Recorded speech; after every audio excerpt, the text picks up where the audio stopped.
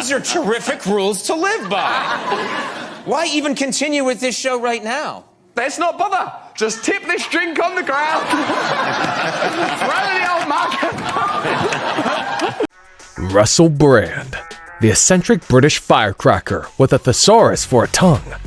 He's been a comedian, a movie star, a self-proclaimed revolutionary, and at one point, the world's most unlikely rock star Casanova.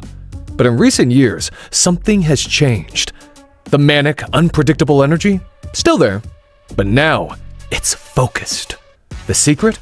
A martial art where sweaty humans try to strangle each other for fun.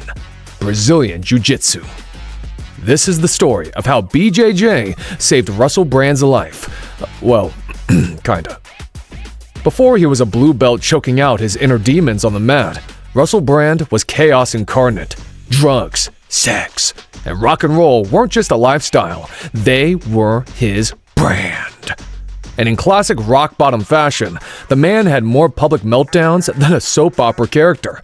But here's the twist. Beneath all that madness was a man searching for meaning. And eventually, he found it in an armbar. At some point in his spiritual quest, between yoga, meditation, and casually dismantling capitalism on YouTube, Russell decided to step into a jiu-jitsu gym. And oh boy, was he in for a humbling experience. In a jiu-jitsu class, in a jiu-jitsu school, in a jiu-jitsu club, we all recognize that we all have attributes, deficiencies, that when we walk through that door, as one person said on receiving a stripe on his black belt, we all come through the door for different reasons, but we're all the same once we're in here. Jiu-jitsu doesn't care how famous you are, how many words you know, or how much deep existential wisdom you possess. When you're locked in a guillotine choke by a 17-year-old with acne, none of that matters. And yet, he kept coming back. Because for the first time in years, Russell Brand had found something that silenced his mind and forced him to be present. No distractions, no overthinking, just survival. He was addicted, but this time, to something good. As Russell dove deeper into jiu-jitsu, he realized it was more than just a sport. It was a mirror, one that exposed your weaknesses, your fears, and your ego. Jiu-jitsu is brutally honest. You can't talk your way out of a choke. You can't intellectualize your way past a knee on belly pressure that feels like your soul is being crushed. You either adapt or you suffer. And for a man whose mind was always running at 1,000,000 miles per hour, jiu-jitsu became his meditation, a moving meditation. Through BJJ, Russell learned patience.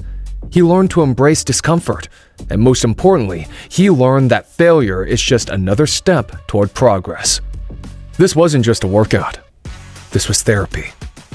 This was his new church. And in classic Russell Brand fashion, he didn't just do jiu-jitsu. He became its philosopher in training.